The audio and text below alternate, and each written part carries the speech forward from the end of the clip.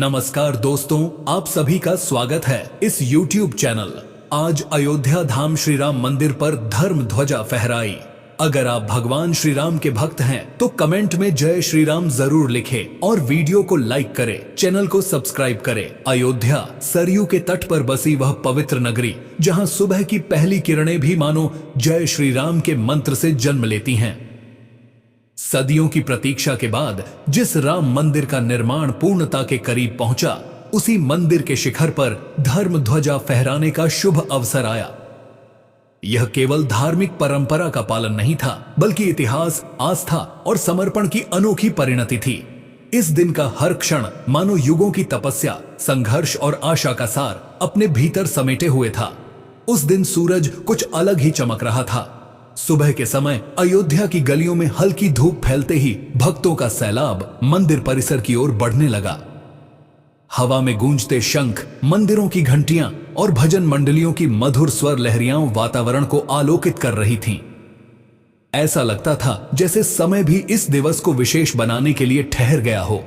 मंदिर परिसर के बाहर 25 वर्षीय युवक अर्जुन अपने दादा के साथ खड़ा था। दादा श्री हरिनारायण तिवारी, उम्र लगभग 82 वर्ष, सफेद धोती कुर्ते में लिपटे, हाथ में माला और चेहरे पर संतोष की रेखाएं।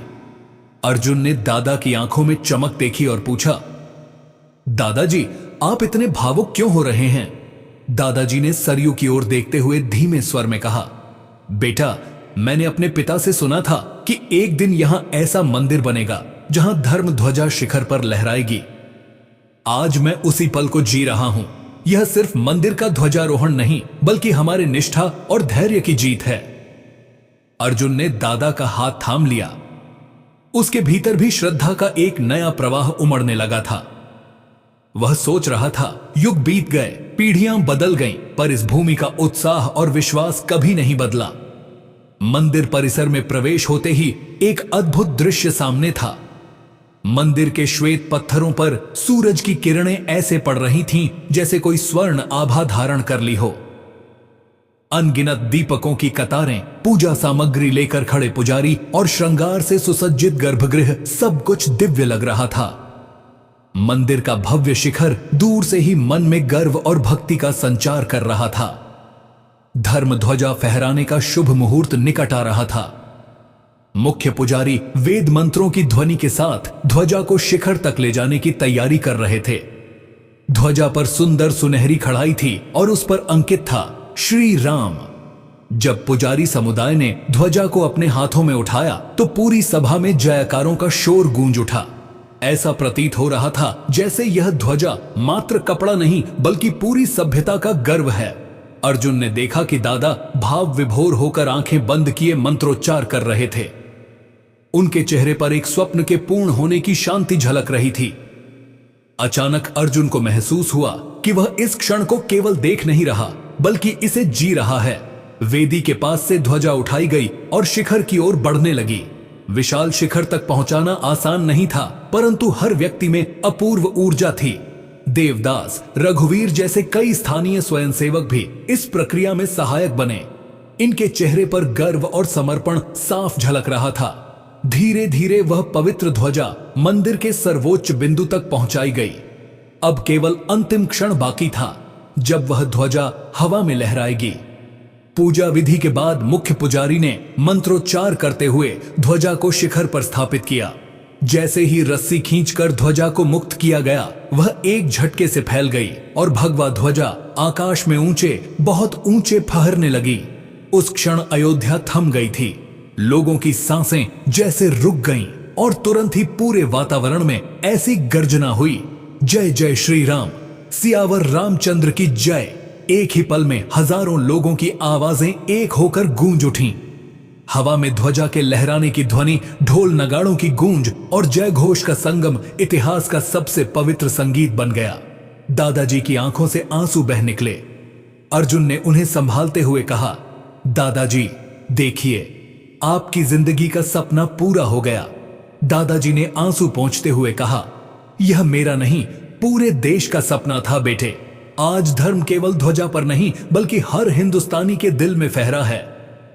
मंदिर के बाहर प्रसाद वितरण शुरू हो चुका था। चारों ओर लड्डू, खीर, पंचामृत का वितरण हो रहा था। महिलाएं मंगल गीत गा रही थीं, बच्चे छोटे छोटे भगवा ध्वज हाथ में लिए उछल रहे थे। साधु संत भजन कीर्तन कर रहे थे और श्रद्धालु प्रफुल्लित होकर सब में शामिल हो रहे थे। सरयू तट पर दीपदान का आयोजन हो रहा था। हजारों दीप जलते ही पूरी नदी तारों से भर गए आकाश जैसी जगमगा उठी। अर्जुन और दादा दोनों दीप प्रवाहित करने पहुंचे। दादाजी ने दीप रखते हुए कहा, हे प्रभु राम, इस भूमि को सदैव धन्य रखना, सत्य, धर्म और शांति की रक्षा करना। अर्जुन ने सरयू जल को स्पर्श कर प्रणाम किया और मन ही मन संकल्प लिया, मैं भी इस धर्म ध्वजा की गरिमा बनाकर रखूंगा। रात होते होते पूरा अयोध्या शहर रोशनी से नहा गया था। हर घर, हर गली, हर मंदिर पर दीपों की कतारें थीं। मंदिर पर फहराती धर्मध्वजा चांदनी में और भी दिव्य दिख रही थी, मानो आकाश से उतरकर स्वयं भगवान राम अपनी भूमि को आशीष दे रहे हों। लोग देर रात तक इस पवित्र पल का उत्सव मनाते रहे। यह सिर्फ एक ध्वजा का फहराना नहीं था, यह आस्था की विजय थी। यह समय, संघर्ष और सत्य की शक्ति का प्रमाण था। अयोध्या का हर कण उस दिन गवाही दे रहा था कि जब विश्वास दृढ़ हो तो 1000 वर्ष की प्रतीक्षा भी एक क्षण में सार्थक हो जाती है। उस दिन की रात अर्जुन ने दादा से पूछा, दादाजी, क्या आप खुश हैं? दादाजी मुस्कुराए, खुश बेटा, आज तो जीवन सफल हो गया। अर्जुन ने आकाश की ओर देखा। वहां मंदिर के शीर्ष पर वह भगवा ध्वजा अब भी गर्व से लहरा रही थी, हिंदू संस्कृति की शाश्वत पहचान की तरह। और अयोध्या, वह तो आज स्वर्ग से भी अधिक पावन लग रही थी। नमस्कार दोस्तों, आप सभी का स्वागत है इस YouTube चैनल आज अयोध्या धाम श्री राम मंदिर पर धर्म ध्वजा फहराई। अगर आप भगवान श्री राम के भक्त हैं तो कमेंट में जय श्री राम जरूर लिखें और वीडियो को लाइक करें, चैनल को सब्सक्राइब करें। अयोध्या सरयू के तट पर बसी वह पवित्र नगरी जहां सुबह की पहली किरणें भी मानो जय श्री राम के मंत्र से जन्म लेती हैं। सदियों की प्रतीक्षा के बाद जिस राम मंदिर का निर्माण पूर्णता के करीब पहुंचा, उसी मंदिर के शिखर पर धर्म ध्वजा फहराने का शुभ अवसर आया। यह केवल धार्मिक परंपरा का पालन नहीं था, बल्कि इतिहास, आस्था और समर्पण की अनोखी परिणति थी। इस दिन का हर क्षण मानो युगों की तपस्या, संघर्ष और आशा का सार अपने भीतर समेटे हुए था। उस दिन सूरज कुछ अलग ही चमक रहा था। सुबह के समय अयोध्या की गलियों में हल्की धूप फैलते ही भक्तों का सैलाब मंदिर परिसर की ओर बढ़ने लगा। हवा में गूंजते शंख, मंदिरों की घंटियां और भजन मंडलियों की मधुर स्वर लहरियां वातावरण को आलोकित कर रही थीं। ऐसा लगता था जैसे समय भी इस दिवस को विशेष बनाने के लिए ठहर गया हो। मंदिर परिसर के बाहर 25 वर्षीय युवक अर्जुन अपने दादा के साथ खड़ा था। दादा श्री हरिनारायण तिवारी, उम्र लगभग 82 वर्ष, सफेद धोती कुर्ते में लिपटे, हाथ में माला और चेहरे पर संतोष की रेखाएं। अर्जुन ने दादा की आंखों में चमक देखी और पूछा, दादाजी, आप इतने भावुक क्यों हो रहे हैं?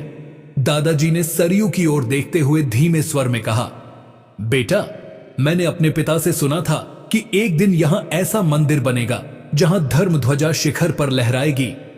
आज मैं उसी पल को जी रहा हूं।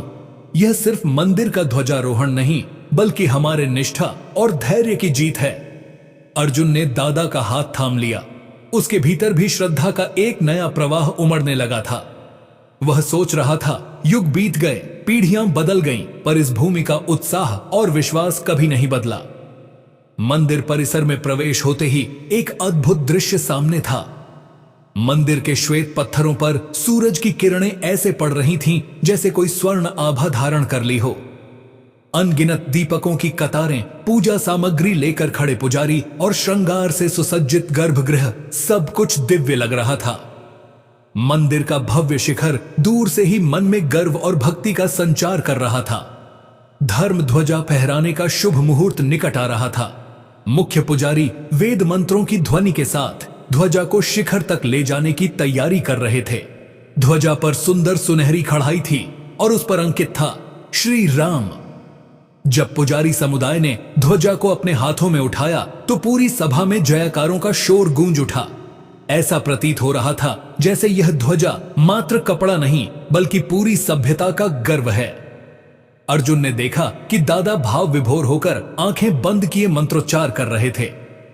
उनके चेहरे पर एक स्वप्न के पूर्ण होने की शांति झलक रही थी। अचानक अर्जुन को महसूस हुआ कि वह इस क्षण को केवल देख नहीं रहा बल्कि इसे जी रहा है। वेदी के पास से ध्वजा उठाई गई और शिखर की ओर बढ़ने लगी। विशाल शिखर तक पहुंचाना आसान नहीं था, परंतु हर व्यक्ति में अपूर्व ऊर्जा थी। देवदास, रघुवीर जैसे कई स्थानीय स्वयंसेवक भी इस प्रक्रिया में सहायक बने। इनके चेहरे पर गर्व और समर्पण साफ झलक रहा था। धीरे धीरे वह पवित्र ध्वजा मंदिर के सर्वोच्च बिंदु तक पहुंचाई गई। अब केवल अंतिम क्षण बाकी था जब वह ध्वजा हवा में लहराएगी। पूजा विधि के बाद मुख्य पुजारी ने मंत्रोच्चार करते हुए ध्वजा को शिखर पर स्थापित किया। जैसे ही रस्सी खींचकर ध्वजा को मुक्त किया गया, वह एक झटके से फैल गई और भगवा ध्वजा आकाश में ऊंचे, बहुत ऊंचे फहरने लगी। उस क्षण अयोध्या थम गई थी। लोगों की सांसें जैसे रुक गईं और तुरंत ही पूरे वातावरण में ऐसी गर्जना हुई, जय जय श्री राम, सियावर रामचंद्र की जय। एक ही पल में हजारों लोगों की आवाजें एक होकर गूंज उठीं। हवा में ध्वजा के लहराने की ध्वनि, ढोल नगाड़ों की गूंज और जय घोष का संगम इतिहास का सबसे पवित्र संगीत बन गया। दादाजी की आंखों से आंसू बह निकले। अर्जुन ने उन्हें संभालते हुए कहा, दादाजी देखिए, आपकी जिंदगी का सपना पूरा हो गया। दादाजी ने आंसू पोंछते हुए कहा, यह मेरा नहीं, पूरे देश का सपना था बेटे। आज धर्म केवल ध्वजा पर नहीं बल्कि हर हिंदुस्तानी के दिल में फहरा है। मंदिर के बाहर प्रसाद वितरण शुरू हो चुका था। चारों ओर लड्डू, खीर, पंचामृत का वितरण हो रहा था। महिलाएं मंगल गीत गा रही थीं, बच्चे छोटे छोटे भगवा ध्वज हाथ में लिए उछल रहे थे। साधु संत भजन कीर्तन कर रहे थे और श्रद्धालु प्रफुल्लित होकर सब में शामिल हो रहे थे। सरयू तट पर दीपदान का आयोजन हो रहा था। हजारों दीप जलते ही पूरी नदी तारों से भर गए आकाश जैसी जगमगा उठी। अर्जुन और दादा दोनों दीप प्रवाहित करने पहुंचे। दादाजी ने दीप रखते हुए कहा, हे प्रभु राम। अर्जुन ने सरयू जल को स्पर्श कर प्रणाम किया और मन ही मन संकल्प लिया, मैं भी इस धर्म ध्वजा की गरिमा बनाकर रखूंगा। रात होते होते पूरा अयोध्या शहर रोशनी से नहा गया था। हर घर, हर गली, हर मंदिर पर दीपों की कतारें थीं। मंदिर पर फहराती धर्म ध्वजा चांदनी में और भी दिव्य दिख रही थी, मानो आकाश से उतरकर स्वयं भगवान राम अपनी भूमि को आशीष दे रहे हों। उस दिन की रात अर्जुन ने दादा से पूछा, दादाजी क्या आप खुश हैं? दादाजी मुस्कुराए, खुश बेटा, आज तो जीवन सफल हो गया। अर्जुन ने आकाश की ओर देखा। वहां मंदिर के शीर्ष पर वह भगवा ध्वजा अब भी गर्व से लहरा रही थी, हिंदू संस्कृति की शाश्वत पहचान की तरह। और अयोध्या, वह तो आज स्वर्ग से भी अधिक पावन लग रही थी।